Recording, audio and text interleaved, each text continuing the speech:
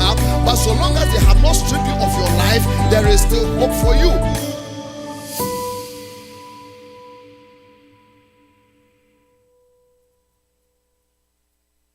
You may have lost a lot of physical things, but so long as you are alive, you haven't lost everything. When the battle chooses you, God fights for you, is with you, and He will show Himself mighty. People may strip you of what you have, but so long as they have not stripped you of your life, there is still hope for you.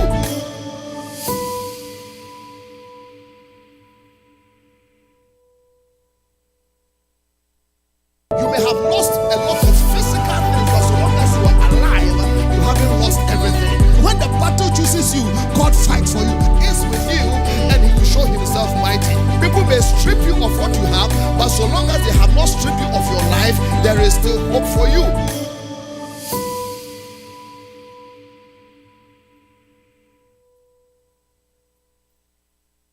You may have lost a lot of physical things, but so long as you are alive, you haven't lost everything. When the battle chooses you, God fights for you, is with you, and He will show Himself mighty. People may strip you of what you have, but so long as they have not stripped you of your life, there is still hope for you.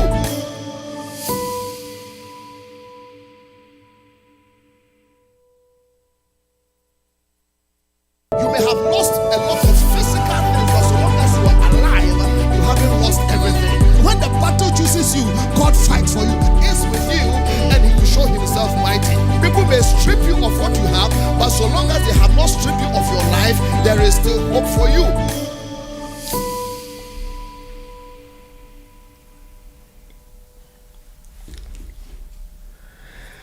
Hello, good evening from Atlanta, the Advanced Life Studios. This is your ambassador of hope. What a day to be alive. Every day alive is a blessing, is a bonus. So long as there's breath in your nostrils and a heartbeat in your chest, you are in business. It is not over until God says it's over. I hope your week has been good. Listen, no matter what it is, there's still hope for you. You have what it takes to make it. You have what it takes to break through. You were never designed or created to fail. God's intention for you is never to fail. It's to put you over to win. And that is exactly who you are. But you have to make some choices, because the fact of the matter is that you are not a born winner. Neither are you a born loser. You are a born chooser. Choose to win, because winning can be a habit. And I see you having a habit of winning, no matter what it is. Don't quit. Thank you so much for giving me an opportunity to come into your home tonight. And I trust that all of us are going to have a very, very, very good time. In case somebody has forgotten that our time has shifted, that's why I had to do a video and remind people that our time in Atlanta has shifted. The people that control the universe have changed the time again. And so in Europe, in Ghana, Africa, whatever, it's 10 p.m. GMT. So please, if they have forgotten, just get them on and tell them that the ambassador of hope is here. And please again, let's pick up our tablets. And I want you to do this. I want you to really share. Please share. We are live on Facebook and we are live on YouTube. I'm going to put it out there. Please subscribe to our YouTube page.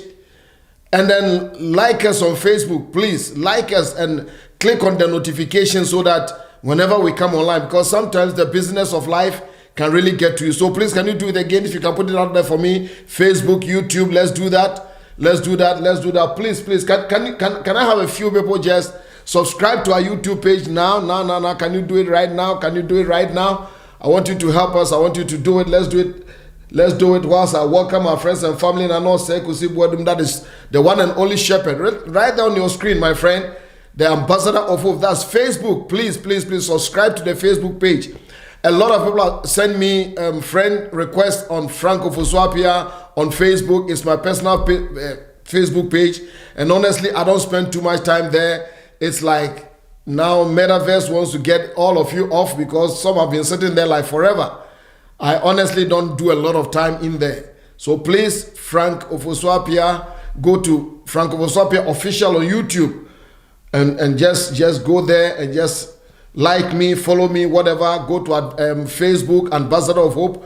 Can we do that right now? Can you do that right now? Please do that. We want to get as many of you come. If this thing has been blessed, and I know it's been blessing you, just be family. Let's be friends.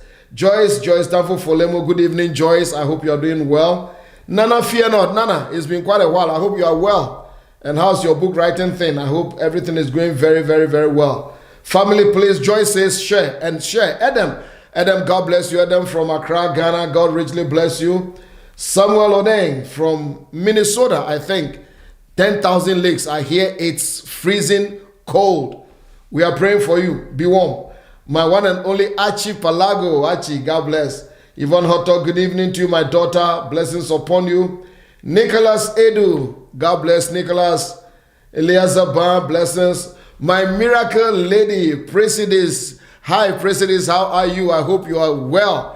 Yes, I know you are well. Not I hope. I know you are well. You are a miracle in motion. Our prayers are with you.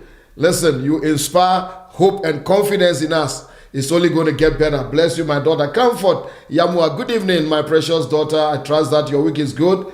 Look, my boy, look, God bless you. Funke, blessings upon you. Davina, good evening to you. Elmark, God bless you. Christy says, good evening, everybody. In order to respond, please tag 10 people and tell them that Christy says, good evening. Pastor David Jau, God bless. Joe Bandy, my one and only Joe Bandy, God bless you. All the way from Stockholm, Sweden. Pastor Joseph Gabra, Pastor Joe, blessings upon you. Nana Kunadu Brefu, Canada. Listen, just listening to Ambassador of Hope tonight will just make you feel warm over there in Canada. I hear it's brutal. God bless you. Richard Sanya, another one of the Eskimos. God bless you, Richard. No, I have to make fun of you, man, because we are enjoying life. Emilia, Georgia, Lutrot, you are watching us tonight. Thank you so much.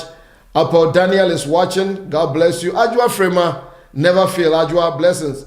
Susan Hesiakono. Mama Susan, I don't even want to talk about Toronto, Canada. I hear it's very nice like Sahara. God bless you, Susie.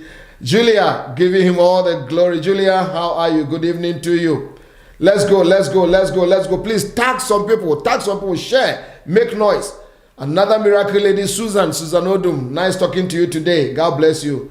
Oh, my bishops, Bennett and Dr. Gina Abuaje, you are making waves in the Republic of Virginia. God richly bless you. I've watched you. You have served. You have done amazing things. Shalom to you. And listen, I believe in you. Press on, my people. Press on. It's going to get only better. Wise the maker. Wise, God bless. I hope my daughter is doing very well. Bless you. We are all ready for Wilderness Hotel 2, episode number 86. Today is going to be a blast. We're going to learn a few things. Anayo Delight. Yes, Pastor Delight from Lagos, Nigeria. Pastor, how is Niger? I hope Lagos is good. Thank you so much for joining us from Niger. Niger no they carry last. God bless you, Pastor David. Pastor Delight, God richly bless you. Nana Ose Bonsu. Nana, thank you for shout out. God bless. Cleo, I haven't seen you like forever. Listen, I see Eunice Asma, my preaching prophetess, my preaching sultan. Today is your 24th wedding anniversary. Wow. Shout out to you. Mama Eunice and Pastor Joseph Asma, listen, if you have their contacts, just give them a shout out. It's 24 years. And I'm shouting out to Mama Eunice Asma because you've really done well marrying that man, you know. God bless you, Atia. God bless you so much. Let's go. Listen, if you want to partner with us and people are partnering with us, the updates that will come later, please just send us an email at partner@advancedlife.org. Partner@advancedlife.org. We will get some material to talk to you. It's going to be awesome. Episode number 86. Who are our friends? Where are my people on YouTube at? My YouTube crowd. Yeah, all over the place. Yes, Koyo. Hello, Papa. Hello, Koyo. God bless you. Abna Gloria. God bless you, Manuela. Mamia Kwa from London says, let's share the good news. I think I agree with her. From Delaware, Charles Oforikojo, good evening to you. So many of you here, and I'm so honored that you've taken your time to be with us. Now, listen, let me give you a couple of announcements. We'll say them again. Tomorrow, listen, if you are in Ghana, tomorrow, and you are young, 80 years and below, you are youth, you cannot afford to miss IS 2023. IS 2020 right on your screen tomorrow, Wednesday, 15th of March. all the way to Friday, 17th of March, is going to be a blast. Just look at the lineup that my son, Pastor Brian, has put up there. Dr. Pauline Nenche is coming from Nigeria. We have my own friend, Pastor Istudanaba. We have Dr. Duchum, who is the Minister of Education for Ghana, IGP Dampare, despite a multiple entrepreneur. We have all of them there. Ms. Kaufman, the science and maths quiz woman, Apostle Samson Amwatin, Prophet Daniel Amwatin. I mean, it's a blast. It's going to be something else. My God, my God, my God. Listen, you cannot afford to miss it. And there's going to be a job fair. There's going to be a job fair. I know people are looking for jobs. Today, I spoke with one of my daughters in Tema. She's a multiple entrepreneur. She said, Daddy, I'm going over there and hopefully I'll get some people to employ. Who knows? Listen, go there and get your prayer answered. Yes, 2023 is going to be a blast. And then I'll be featuring, I have something to teach the youth. It's called How to Win Like a Lizard. Oh yes, How to Win Like a Lizard. I'm not telling you what I'm thinking, but listen, you got to be there. It's going to be a blast. So that is that for you. I know that is going to be something else. But listen, we've been learning Wilderness Hotel. We are learning from lessons of life lessons. I said last week, as I do a quick recap, that many times we assume that you can only learn from the four walls of a formal classroom. It's good. Listen, if you have the opportunity to go to school, please do, because that is what the world demands. That is what the world wants. But outside of the classroom, there are lessons that life teaches us that you don't have to miss. Very important. And I believe that some of the most valuable education you can ever get will come out of your daily experiences, your observations, not formal education. That is why I love this great sage called Solomon. Solomon was a social commentator. The Bible says that he collected proverbs. His songs were 1,000 and something. He spoke about everything from the hyssop that grew on the wall to the cedars of Lebanon. Why? He observed, he watched. And everything that you watch, everything that you look at and you encounter have some lessons. And the burden that has informed this series is to help you to learn to manage and to navigate the seasons of life. I want to help you to manage and to navigate the seasons of life. Why do I say manage? I say manage the seasons because you cannot change the seasons. It is not possible. Seasons are ordered by our Creator. As I sit here right now, we are entering into spring. Things are changing in Atlanta. I see flowers beginning to bloom. Listen, no matter how much I pray, I cannot immediately turn this season to become winter. Winter is gone. Spring is here. Summer will be here. Fall or autumn will be here. They follow one another. They are ordained by God. So what do? You manage it. You manage the system, you manage the seasons, and you navigate the seasons. Please remember this, that life is never straightforward. Neither can you accurately predict life. I put it out there on your screen. Learn to manage and navigate the seasons of life. There are people who go into one season and they use the thinking and the mentality of a former season to try to work it, and they fail woefully. I know you are prayerful. I know you go to church a lot, you give, you tithe, you run around the building, you swing on chandeliers. But the fact of the matter is that you need wisdom. If you don't get an understanding of seasons, you are always going to be frustrated in life. For example, there's a season to plant and there's a season to harvest. If you look for harvest during your season of planting, you are going to be disappointed. Maybe that should talk to a businessman, a businesswoman. That should talk to a church planter. That there are times that you plant and there are times that you harvest. Don't expect harvest when it's time for planting. Keep planting. A day of harvest will come. But then on the flip side, if you look to plant while you should be harvesting, then you are going to lose your blessing. So you've got to be wise. You've got to have an understanding. And we've been looking at the journey of Israel from Egyptian bondage into their promised land. And the way the Lord led them, it holds many life lessons for us. And one of the things that we learned was that God didn't take them straight from Egypt to the promised land. Just like God doesn't promote you straight from the first grade and then he puts you in the final grade in the university. No. You have to go through some things. You have to go through seasons. You have to go through lessons. God put them in a transit place called the wilderness. He put them in a transit place called the wilderness. And last week we established that the wilderness is a transition season, a transitional season. A transitional season. It is a season between your past and your future. Israel's past is Egyptian captivity. Their future is the promised land. And in between is a hotel where God accommodated them for a while. Truthfully, I don't think it was supposed to be 40 years. But Israel, by their actions and inactions, outlived their welcome. It was a journey that should have taken them at most 2 weeks. But they had to go through 40 years. I don't know if we'll look at all that, but let's look at Exodus chapter number 13, verse 17 to 8. My own sister Miriam is watching. Nana, God bless you. Good evening. Thank you for staying up to watch. Araba Blanks and Sophie, God bless you. Rampi, Nana Yabuadu, God bless you. I hope Delta has built themselves. Eric Obey, please call my all. Eric Obey, God bless you. God richly bless you. Abadoma, yes. You just decided to leave Ghana and come to Atlanta and end up in Wisconsin. Abba, I don't know why you've done this to yourself, but God help you. God bless you. Akosia Usua, my favorite attorney. Because God bless you, God bless you, God bless you. Dale, God richly bless you. Adam is shouting out to some people, Richie Donkulio, Selassie Mate, Kazi Mate, Tommy Lee, all of you. Yes, let's do that. Wilderness Hotel. Wilderness Hotel, Wilderness Hotel. We are learning, we are learning, we are learning.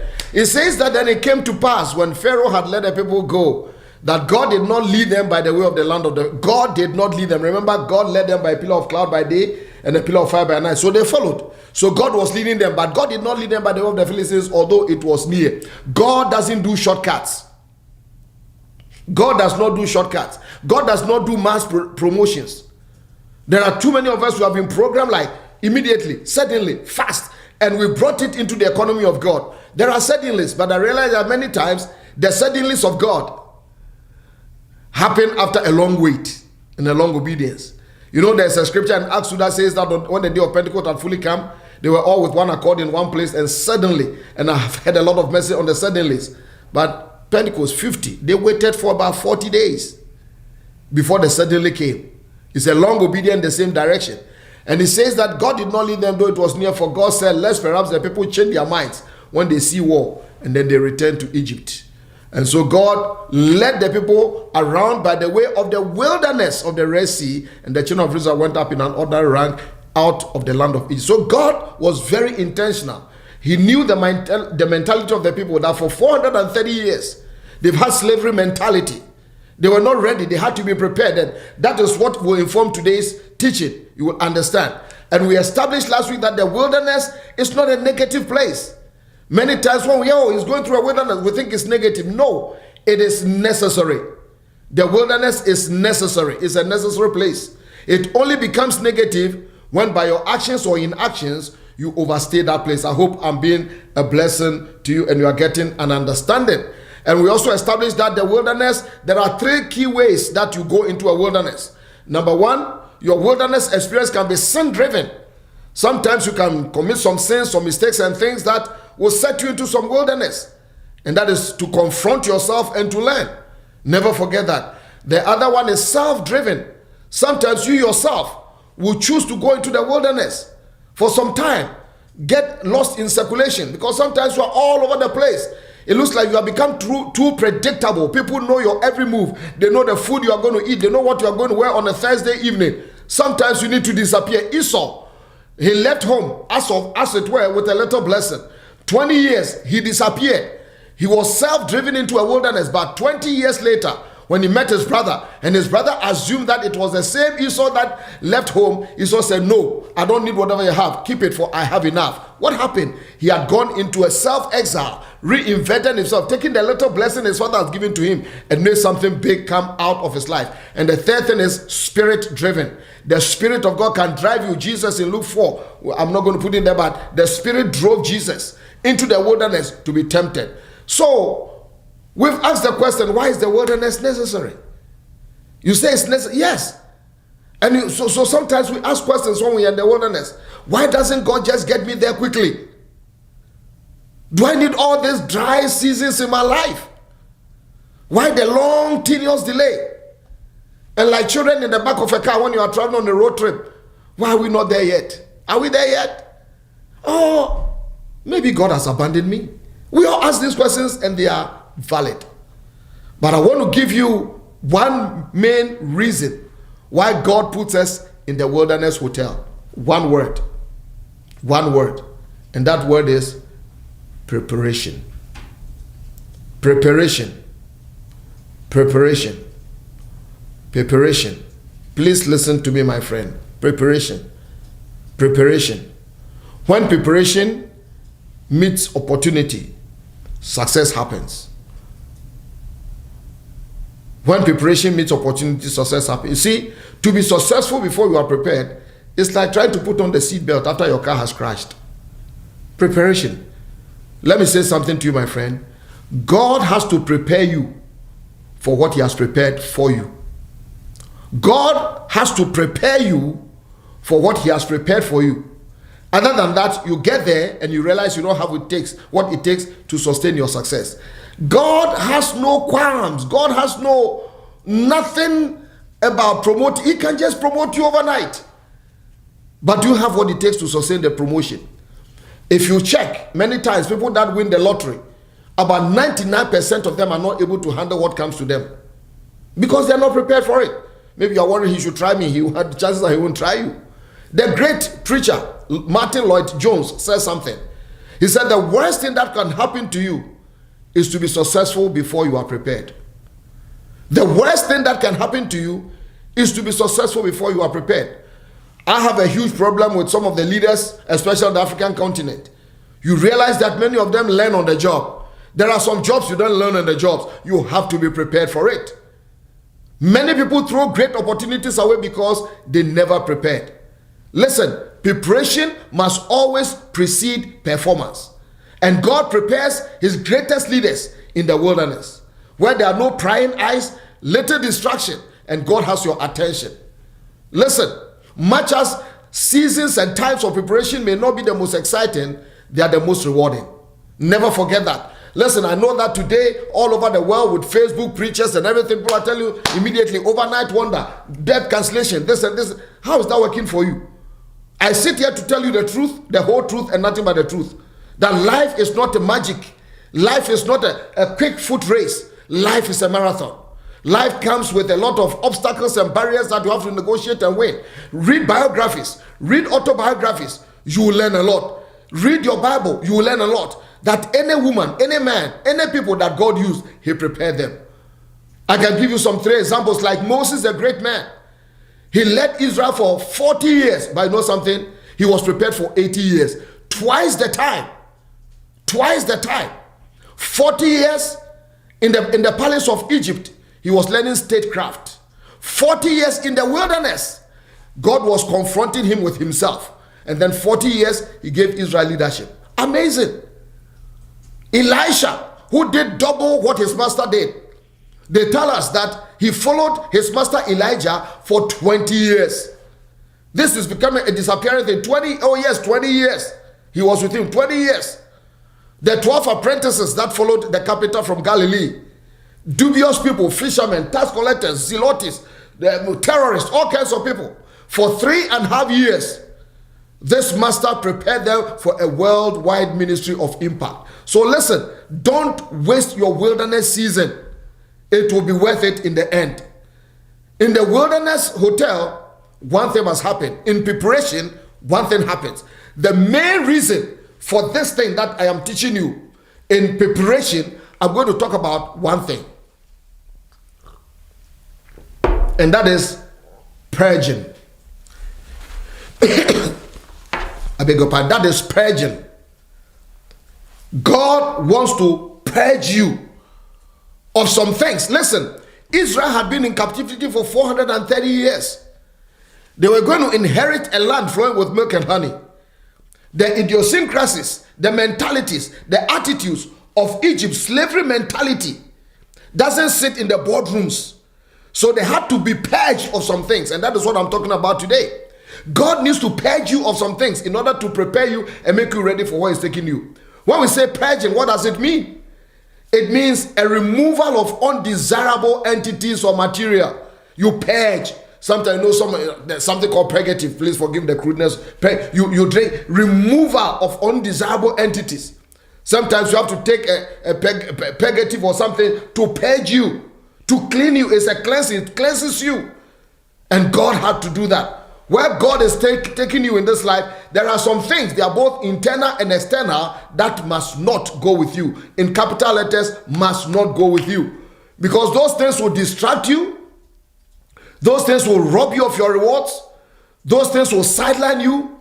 Those things will not let you go to where you want to go to. And in the case of Egypt, and for that matter, for some of you listeners, almost all of us learning today, in Israel, even though they were out of Egypt, Egypt was not out of them. I hope I'm going to help somebody today. Marriages have suffered because people have left singlehood and gotten into marriage, but singlehood never left them. So they live their life like they are still singles, and you get agitation and you don't understand. Listen, don't go to a prayer camp. Just come to wisdom camp and listen. There are some things that you can be taken out of. That is very good. But has that thing been taken out of you? Never forget that. That is why you always have to renew your mind. So right there in Wilderness Hotel, God's main purpose was to purge Egypt out of the children of Israel. Remember, anytime they encountered anything in the wilderness, their first instinct was, let's go back to Egypt. We remember Egypt. We had free food. Yes, they had free food. They were liberated, but they were not free. Listen, freedom is not always free. Somebody can feed you and that kind of thing, but you are still in captivity. True freedom, true liberty comes with responsibility. Where you think for yourself. You don't need foreign countries to come and invest in you before you break through. No. You have resources. Everybody has the same thing. A level playing ground. And so the Lord prepares you in the Wilderness Hotel. And so we are going to look at 3 things that the Lord has to purge you, or you have to purge yourself from in the wilderness. Why God takes you into those seasons, the things that he wants to do with your life. Let's see who we have here. I hope you are getting blessed. Yes, thank you. Yes, we are purged of things that must not move with us. Yes, this is wisdom. Pastor Thomas, bro, Thomas, God bless you. Yes, they were out of Egypt, but Egypt was not out of them. Sometimes you can hear some people talk, they are born again. And you wonder, yes, they are born again, but something is still on the inside of them. That is why renewing of mind comes. It's very important. Jackie Anjanu, God bless you, Jackie. How is your dad? I hope he's well. Tell him that I'm here. We need to get together. Hey, Sonia, yes, purge. We are purging. Ethel, life is a marathon. Yes, it is. Life is a marathon. Life is not a foot race. So please don't forget that. It's so important that you get it. It's so important. Let's go. We are all here. The ambassador of hope is still here. Ransford Sampany. Oh, thank you for coming back after a long break. Why did you break away from me?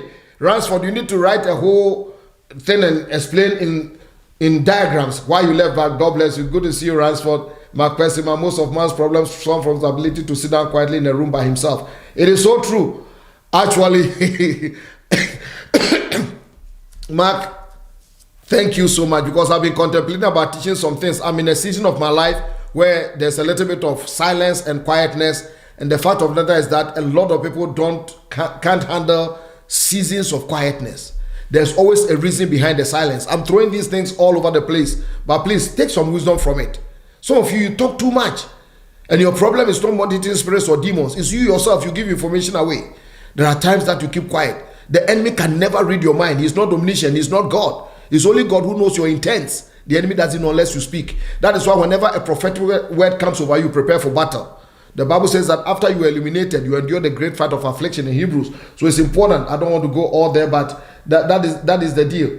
So let's go right ahead. I'm going to talk to you about 3 things that the Lord purges you off in the hotel of the wilderness. Whenever you find yourself in those seasons, that number 1, the purpose of putting you there in the hotel is to purge you of unhelpful habits and behaviors. Unhelpful habits and behaviors. Unhelpful habits. If you are writing, please write it down. Unhelpful habits and behaviors. Hear me. There are protocols, there are behaviors, there are attitudes for every level in life. If you watch election campaigns in any nation, election campaigns, the language of the campaigner is always different from the language of the one who eventually becomes president after they become president. There's a language, of course, not every nation, but there's a language that people use when they are campaigning. But when they become presidents and they are briefed every day about the things that are happening in the world and security briefings, all of a sudden their language things. Why? Because the trappings and the protocols of the office precludes people from talking in a particular way.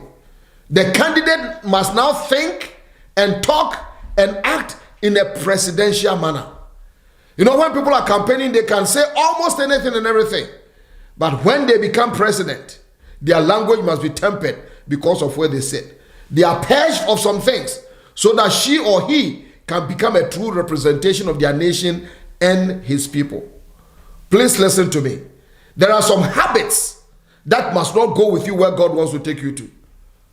Those habits can destroy. Listen, you don't determine your destiny. You determine your habits, and your habits determine your destiny. I'm going to say it again. You don't determine your destiny. You determine your habits, and your habits determine your destiny. I can look at you closely for a little while and look at your habits, your daily habits, and I can almost predict how you are going to end up. Oh yes, I can. Listen, if you are not purged of unhelpful habits, then where you are going to will look exactly like where you are coming from. It means you are going around in circles. Habits. What you repetitively do, it becomes second nature and is there. Listen, it's got nothing to do with devils and demons. It's got everything to do with you. Habits. Bad habits are easy to form, but so difficult to break. But if you want to really break through in this life, then mind your habits. Very important. Habits are jealous tax masters who won't let you go easily. But in the name of everything that is holy, break them. I pray that you determine to hold a funeral service for some of your old limiting habits. Be ruthless, my sister. Be ruthless, my brother. Cut some things off your life. Because if you don't let them die in the wilderness, they are going to show up in your promised land. Let me tell you, if you don't deal with some of the things right now, when you get there, those things will rise up and they'll play with you. You know that one time I was reading my Bible and you remember Abraham, God gave him a promise. And of course, Abraham made a mistake and he created his own miracle. Be very careful that you don't create your own miracle. And his own miracle was Ishmael, but Ishmael was not a promise. Later, Isaac came. And I was reading the Bible and one day I saw something very interesting. He says one day, Sarah looked out of the window and he saw Isaac and Ishmael playing. And the thing hit me. A miracle and a mistake are playing under the same roof. Not bad enough? The next thought is that which really hit me and said, behold, Ishmael was mocking Isaac. The mistake was mocking the miracle. And it hit me that if you don't deal with your mistakes now in the hotel, wilderness hotel, one day when you get into your promised land, your mistake will mock your miracle. That is why there are some things, my friend, be bold to cut them off. When David hit Goliath with a stone, Goliath fell. To all intents and purposes, that was the end of Goliath.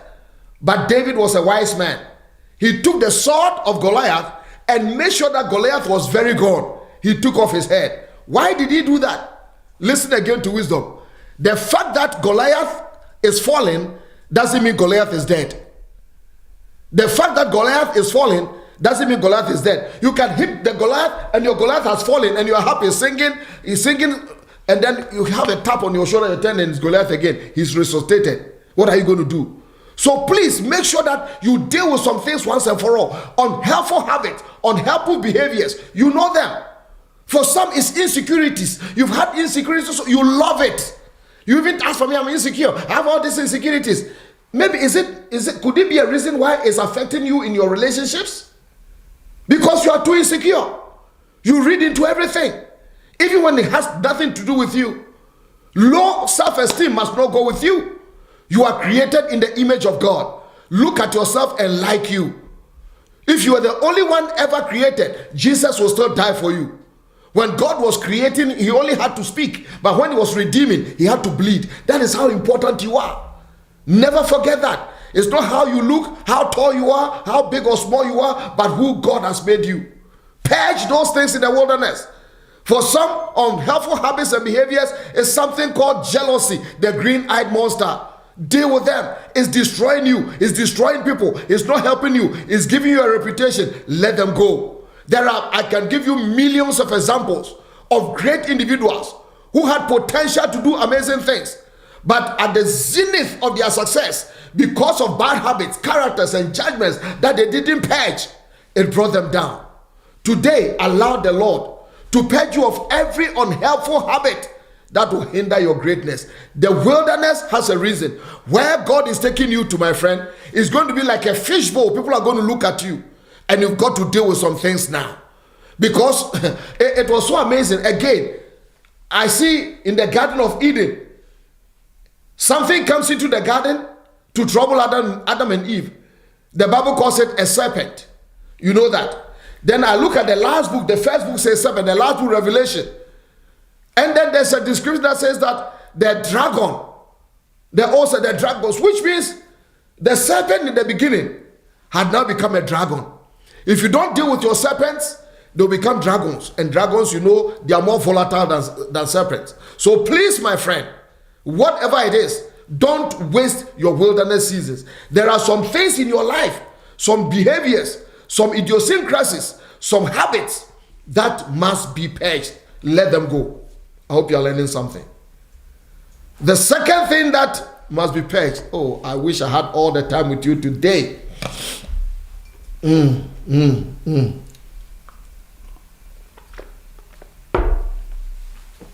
Tom Ted, yes, you are here. God bless you so much. God bless you. Efiapokuya, thank you. Jeremy, God bless you. God bless you. God bless you. Marian and Neem. Marian is going on a crusade. Listen, we have to help you. I think Marian need to send me the flyer again. We need to put it there for next episode. We want to help you. We want people to really help you take the go. And if you are in the Maryland area, there are healing times. This one has a powerful healing ministry. I'll talk to you about that. Yes. Let's go. Oh, I'm liking this. The second thing that has been purged in the Hotel the Wilderness is unhelpful individuals. Woo! Unhelpful individuals. Where's my Facebook crowd? Where's my YouTube crowd? Unhelpful. Oh, so many of you here. God bless you, Nancy. Thank you. Says the purging is really needed. Yes, the purging is really needed. Ellen J, God bless you. Mary Fadipe, Mary Sweets, God bless. Muriel, good evening, and good evening, everybody. Great woman of God, Muriel.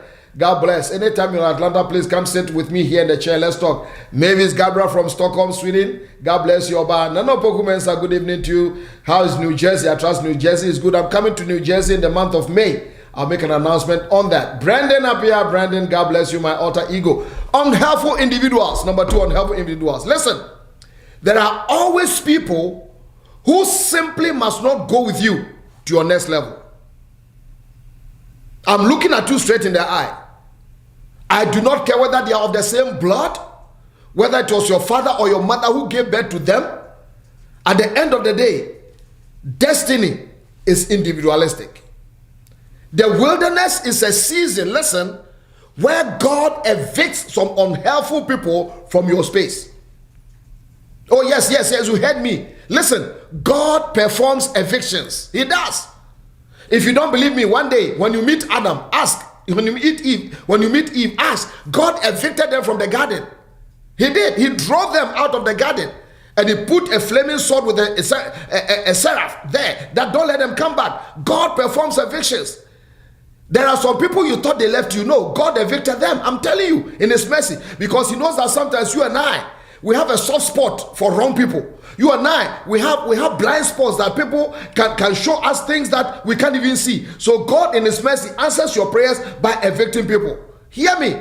There are some people who can interrupt what God wants to do in your new season. They are not bad people. They are not bad people necessarily, but they just don't belong in that season of your life. They don't. And sometimes we get so attached to unhelpful people. Now notice, I am not saying evil people. I'm not saying bad people. I'm not saying wrong people. All I'm saying is that they are unhelpful for the season you are in and for where you are going to. Have you realized that there are some friends, every time you come around them, all that they talk about are the good old days? Do you remember that? When was the last time they shared an idea for you to go forward? When was the last time they asked you how your life is about? When was the last time they pushed you forward? They are good friends, but they are not good for where you are going.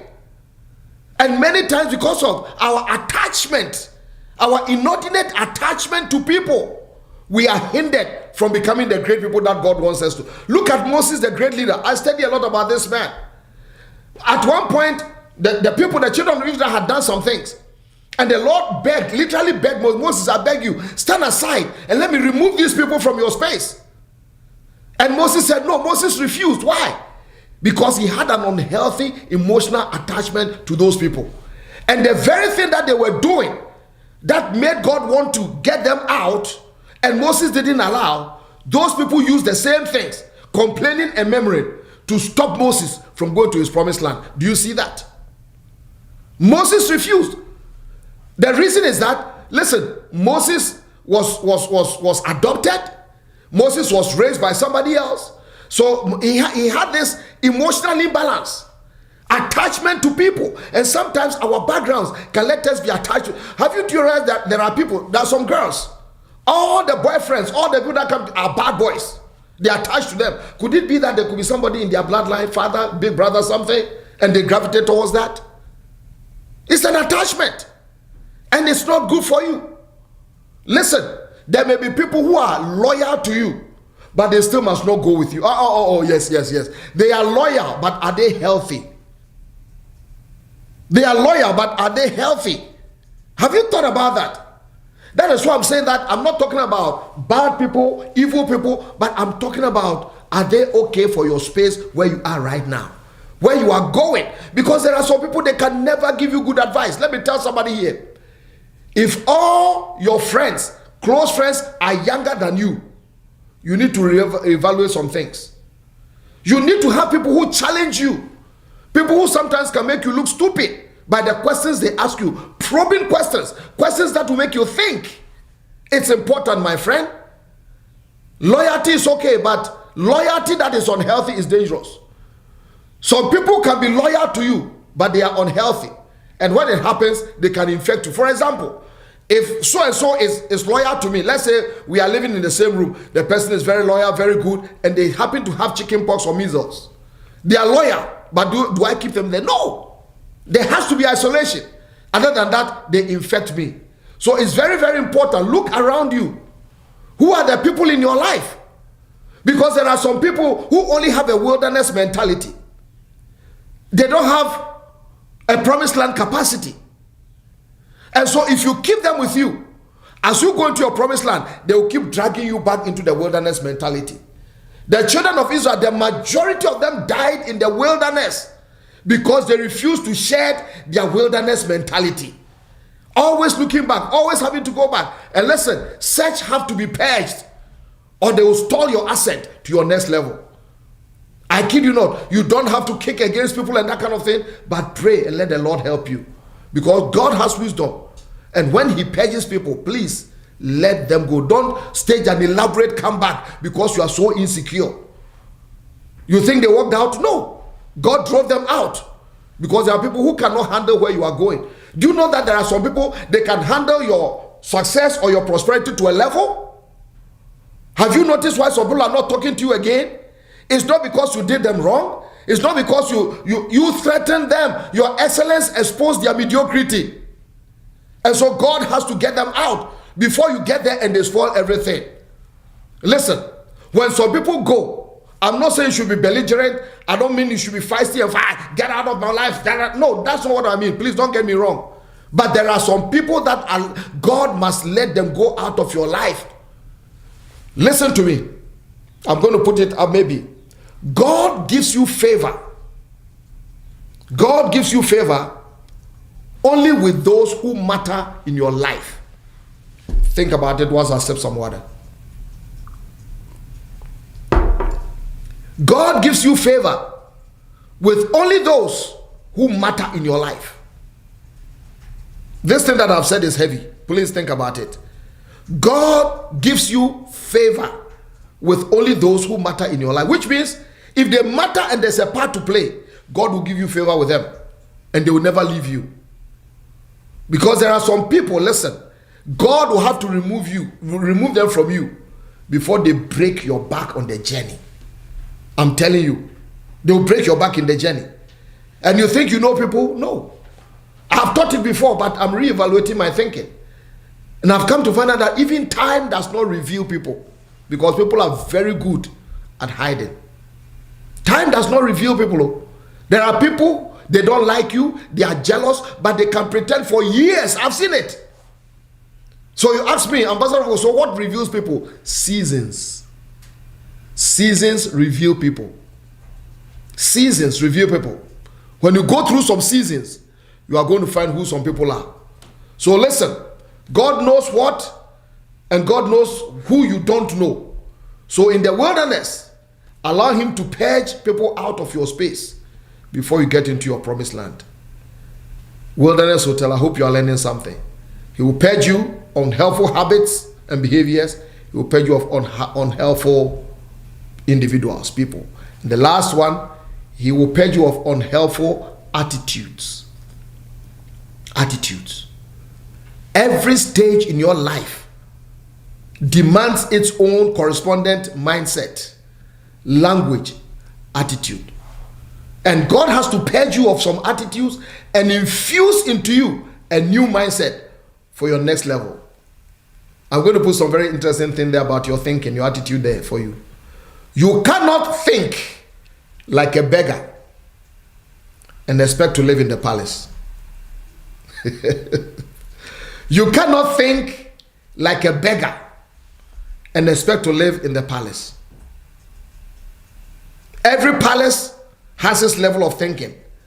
And if you follow the journey of the children of Israel from Egyptian captivity to their promised land and how God led them, you realize that any time that they had nothing, when they left Egypt, technically they had no houses, blah, blah, blah, but God never spoke to them like they were. God always spoke to them like they would be. He was shifting their mindset from slavery to where they ought to be. That is the faith walk. So when people talk some great things about the future, it's not because they are proud or arrogant. They are talking into their next level. Look at the people who have come from Egyptian captivity. They had nothing. And God is talking to them about wells, houses, vineyards, and all of these things. Why? God wanted them to start thinking, talking, and acting like the next level. God was renewing their minds and preparing them for the next level. So listen, in the wilderness, allow the Lord to purge you of some interesting things in your life. I'm going to conclude. And then after that, please don't go away. I want to pray with somebody because I have felt all day that there's something I want to tell somebody. But I hope that you have learned a few things about the necessity of the wilderness. That the wilderness has a purpose.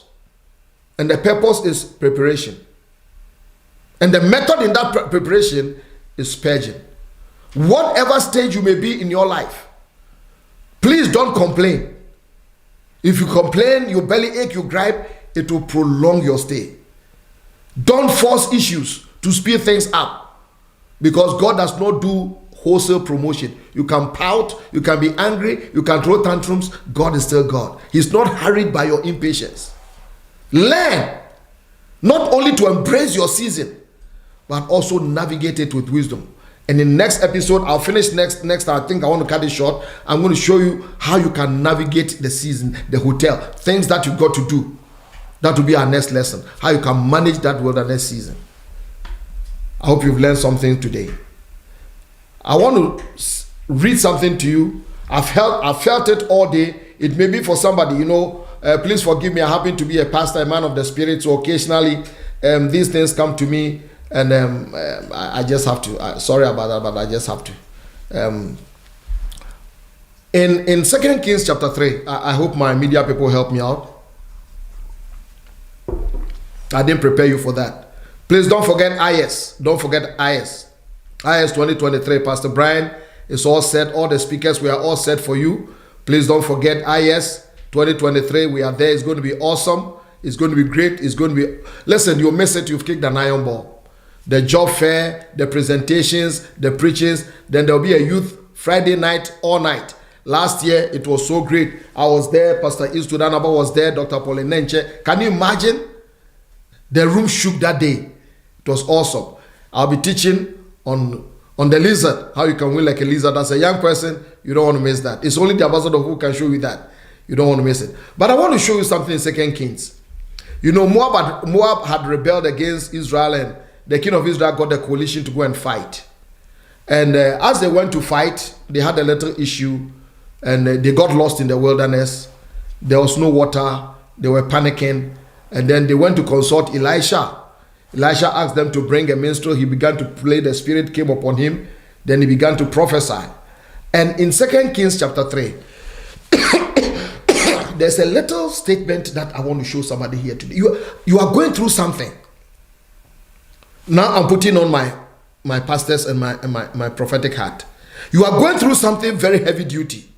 And this is something that has hit me today over and over and over. I was lying there in my guest room upstairs, and it kept coming to me. In 2 Kings chapter 3, when Elisha began to talk, he told them to make the valley full of ditches. And he said, you shall see no... Look at verse number 17. We're going to do 17 and 18. 2 Kings chapter 3. Please note. He said, you shall not see wind. You shall not see rain. Yet, the valley shall be filled with water. I'm talking to somebody. There are some things that, quote unquote, must not happen like that for you. Because you have to see wind and rain before valleys are filled with water. But God is saying to somebody, listen, you have trusted me, you have prayed. I am going to just cut some things, your matter short for you. But verse 18 is the statement I want to leave. Please, all week say it to yourself. And he said, this is a simple matter.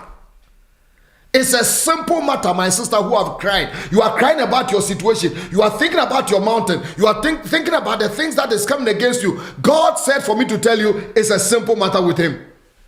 You are wondering about the interview. You are shaking. How am I going to get that house? How am I going to pay that mortgage? How am I going to get married? How am I going to pass my exam? How am I going to do this? How am I going to pay the rent? How am I going to travel? How am I going to get a visa? How am I going to get... God says for me to tell you, it is a simple matter in the sight of the Lord. Stand back and see the Lord do amazing things. Oh my God, I feel something tonight.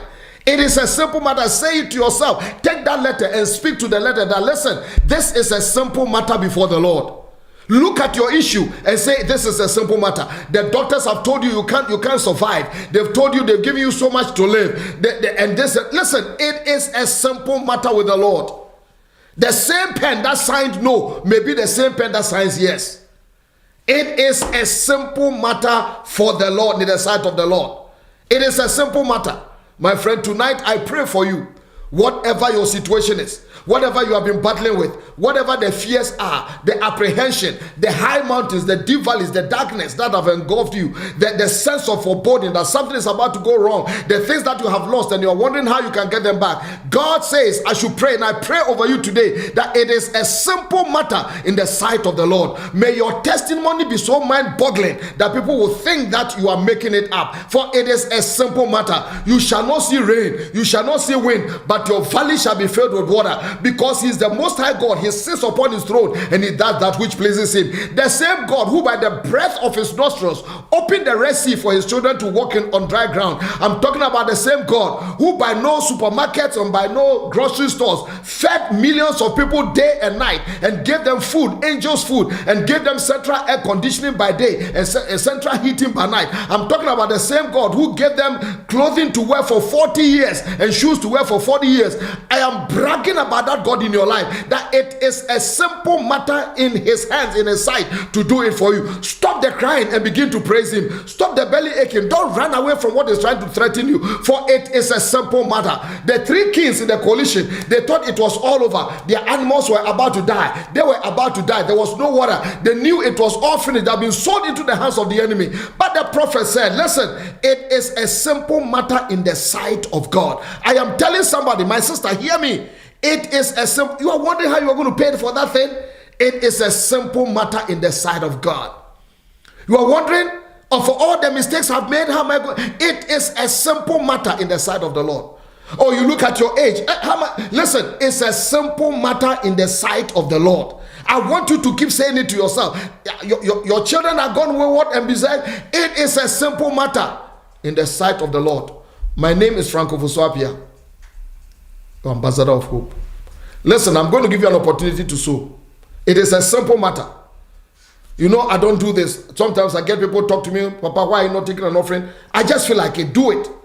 I'm going to put our giving platforms out there. I don't know. Listen, if you're in America or Canada or whatever, we have it there. Cash App 6788. Listen, don't go. It's out there. 678-896-1772 is the same number for Zelle. Please do it right now. Do it right now. Sow into it. Is a simple matter. That is what I do. When God's word hits me like that, I sow into it.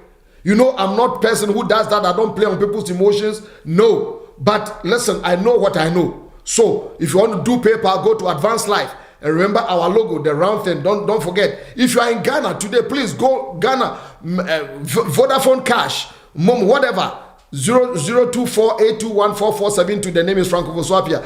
Can we do that right now? That indeed you have heard me. Let's do that. It is a simple matter. You can anote your thing. It is a simple matter. It is a simple matter. It is a simple matter, my friend. It is a simple matter. A business person should do something because your goods may have been locked up in the harbor. A businesswoman must do something because they are evicting you from your store. Let me tell you something. It is a simple matter with the Lord. It is a simple matter. Your things will not be thrown out. Your things will not be auctioned. I don't know why I'm talking to somebody like that, but it is a simple matter. Sow into a simple matter. Let the Lord do something in your life. It is a simple matter in the sight of the Lord. Sow something today. Give. Advanced Life. Cash App. Do something. Send something our way. Listen, 100%, everything that you give, 100% goes towards our Leadership Institute. That is coming up. So let's do that. But I just feel that you must. Listen, don't be stingy. Listen to the voice of, I don't know whether this thing has hit you like it hit me. All morning, all afternoon, I lay up there meditating on today's teaching and it just kept coming to me. I almost put aside this to preach on that. It is a simple matter in the sight of the Lord. If you attend Carrie's house, you are going to be fortunate one of these days. When I deal with it's a simple matter in the sight of the Lord. Go ahead and do that. I want to see you tonight. Tonight, as for tonight, I'm going to ask the finance people, how did people do? It's a simple matter. Father, I pray for your people tonight. As they sow, let them indeed know that it is a simple matter. Show somebody that it's a simple matter. Don't let them see rain or wind. That is the normal orthodox things.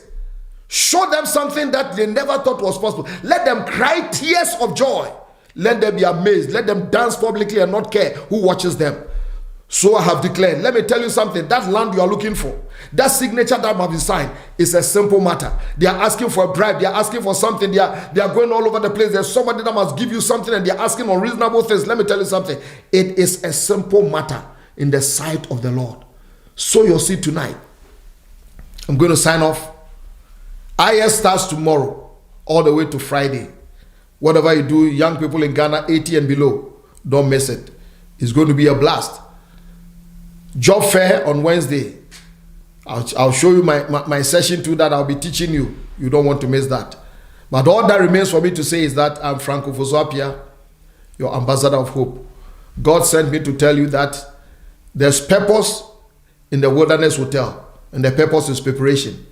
And the method of preparation is purging unhelpful habits and behaviors, unhelpful people, individuals, unhelpful attitudes.